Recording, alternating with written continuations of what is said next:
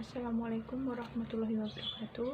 Saya Dia Ayusa Fitri dari kelas Ekonomi Syariah F. Saya akan mengemukakan pendapat saya tentang studi kelayakan bisnis. Yang pertama, mengapa suatu proyek dijalankan perlu dilakukan studi kelayakan bisnis?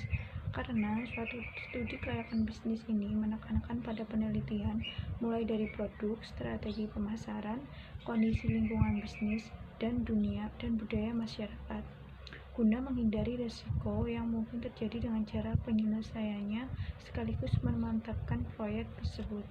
Yang kedua, manfaat atau keuntungan dilakukannya studi kelayakan bisnis. Yang pertama, memperkecil risiko kerugian ketika menjalankan suatu bisnis. Yang kedua, mempermudah perencanaan bisnis. Yang ketiga, melancarkan pelaksanaan bisnis melalui analisis kelayakan bisnis. Yang keempat, mempermudah melakukan pengawasan dalam berbisnis. Yang kelima, mempermudah pengendalian dalam menjalankan bisnis. Yang nomor tiga, pihak-pihak yang memerlukan hasil studi kelayakan bisnis antara lain pihak investor, pihak kreditor, pihak manajemen perusahaan, pihak pemerintah dan masyarakat, dan pihak tujuan pembangunan ekonomi.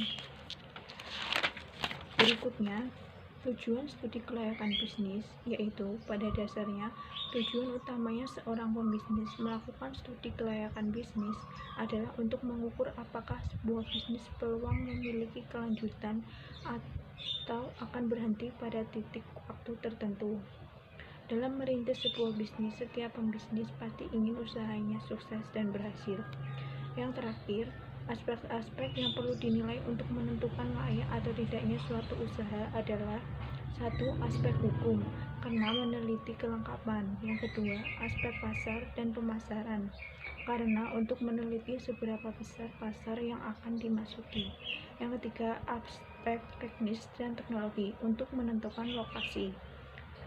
Yang keempat, aspek manajemen, untuk meneliti kesiapan SDM.